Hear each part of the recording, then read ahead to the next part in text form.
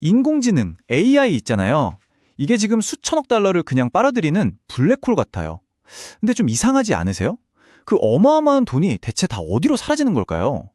오늘 분석에서는 왜 95%나 되는 기업들이 AI에 투자하고도 사실상 아무것도 얻지 못하는지, 그리고 진짜 중요한 건 나머지 5%는 대체 뭘 다르게 하고 있는지, 그 냉정한 현실과 비밀을 한번 파헤쳐 보겠습니다. 자, 이 숫자부터 한번 보시죠. 3,070억 달러. 2025년 딱 1년 동안 전 세계 기업들이 AI에 쏟아부을 걸로 예상되는 돈입니다. 이게 우리 돈으로 하면 약 400조 원이 넘어요. 뭐랄까, 현대판 기술 골드러시. 딱 그 말이죠. 그런데 말입니다. 이렇게 정말 천문학적인 돈을 쏟아붓고 있는데 과연 그만큼의 가치가 정말로 만들어지고 있는 걸까요? 네, 바로 이 질문이 오늘 우리가 파헤쳐볼 이 거대한 역설의 가장 핵심적인 부분입니다. 그리고 이 슬라이드가 그 충격적인 현실을 아주 적나라하게 보여줍니다. 보스턴 컨설팅 그룹 BCG 자료인데요. 의미 있는 가치를 만들어내는 AI 프로젝트는 놀라지 마세요. 단 5%에 불과합니다. 그럼 나머지 95%는 뭐냐? 사실상 돈만 쓰고 아무런 성과를 못 내고 있다는 뜻이죠. 저희는 이걸 거대한 가치 격차라고 부릅니다. 아니 도대체 왜 이렇게 엄청난 격차가 벌어지는 걸까요? 이 문제의 근원을 파헤치기 위해서 저희는 스탠퍼드 AI 인덱스, 맥킨지, BCG, 그리고 가트너 같은 세계 최고 기관들의 최신 보고서들을 아주 꼼꼼하게 교차 분석했습니다. 자, 그럼 첫 번째 장, 거대한 가치 격차부터 한번 자세히 들여다보겠습니다. 도대체 왜 95%의 AI 프로젝트는 그렇게 야심차게 시작해놓고 제대로 날아보지도 못하고 추락하는 걸까요? 세계적인 IT 자문기관인 가트너는요, 이 현상을 환멸의 계곡이라는 개념으로 설명해요. 이게 뭐냐면 기술에 대한 기대감이 막 최고조에 달했다가 막상 현실에 적용하려고 하니까 온갖 문제에 부딪히는 거죠. 그래서 기대가 실망으로 바뀌는 바로 그 단계. 지금 생성형 AI가 바로 이 계곡에 빠져 있다는 진단입니다.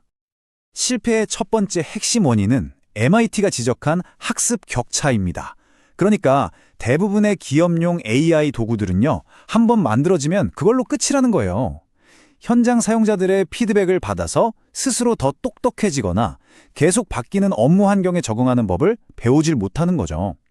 결국엔 실제 업무랑은 거리가 먼 그냥 보여주기식 과학 프로젝트로 끝나버리고 마는 겁니다. 근데 여기서 정말 흥미로운 지점이 뭐냐면 문제가 기술의 성능이 아니라는 거예요. 근본적인 문제는 따로 있었던 거죠. 조직의 57%는 AI를 학습시킬 만한 깨끗한 데이터조차 준비가 안 되어 있대요. 심지어 AI를 도입하고도 거기에 맞춰서 일하는 방식을 바꾼 조직은 21%밖에 안 됩니다. 그러니까 기술만 덜렁 있고 그걸 쓸 토양이나 방식은 없는 거죠. 바로 이 지점이 가치 격차의 진짜 근원입니다. 많은 기업들이 AI를 무슨 새 프린터 설치하듯이 그냥 플러그 앤 플레이 도구라고 생각하는 큰 착각을 합니다. 하지만 현실은요, 완전히 다릅니다. AI는 그냥 단순한 도구가 아니에요. 조직이 일하는 방식 전체를 아예 뿌리부터 바꾸라고 요구하는 일종의 변혁 촉매제인 겁니다. 좋습니다. 지금까지 95%가 왜 실패하는지 봤으니까 이제 나머지 5%의 비밀을 파헤쳐 볼 시간이죠. 두 번째 장, 상위 5%의 비밀. 이 소수의 승자들은 도대체 무엇을 다르게 하고 있는 걸까요? 데이터는 거짓말을 안 하죠. BCG 분석을 보면 그 차이가 정말 극명하게 드러나요. AI 선도 기업들은 다른 기업들에 비해서 매출 성장은 1.7배, 영업이익률은 1.6배나 더 높습니다. 심지어 IT 예산에서 AI에 투자하는 비중도 3배나 많아요. 이건 성공적인 투자가 더 큰 성과를 낳고 그 성과가 다시 더 큰 투자로 이어지는 전형적인 부익부 빈익빈 현상이 이미 시작된 겁니다. 그렇다면 이들의 결정적인 차이가 대체 뭘까요? 바로 이 문장에 그 모든 비밀이 압축되어 있습니다. 성공은요, AI 도입이라는 추상적인 명사를 목표로 삼는 데서 오는 게 아니에요. 성공은 물류를 최적화하다, 결함을 줄이다, 업무를 가속화하다처럼 내가 해결하고 싶은 아주 구체적인 동사에서 시작된다는 겁니다. 기술이 먼저가 아니라 문제가 먼저인 거죠. 자, 그럼 세 번째 장, 성공을 위한 재구성으로 넘어가 볼까요? 이 동사 중심 전략이 어떻게 추상적인 기술을 진짜 돈으로 바꾸는지 구체적인 사례들을 통해서 한번 확인해 보겠습니다. 첫 번째 사례는 세계 최대 유통기업 월마트입니다. 이 사람들은 AI를 도입하자 이렇게 말하지 않았어요. 대신 어떻게 하면 물류를 최적화할 수 있을까라는 동사 형태의 질문을 던졌죠. 결과가 어땠을까요? AI를 통해서 수만 대에 달하는 배송 트럭 경로를 최적화했고요. 그 결과 연간 7,500만 달러, 우리 돈으로 약 1,000억 원의 비용을 절감했습니다. 명확한 동사가 명확한 돈으로 바뀐 순간이죠. 다음 사례는 독일의 자동차 명가 BMW입니다. 이들의 동사는 아주 명확했어요. 바로 차량의 미세한 결함을 줄이자는 거였죠. 그리고 그 결과는 정말 놀라웠습니다. 생산 라인에 AI 기반 이미지 분석 시스템을 도입해서 사람 눈으로는 찾기 힘든 아주 미세한 결함까지 싹 잡아낸 거예요.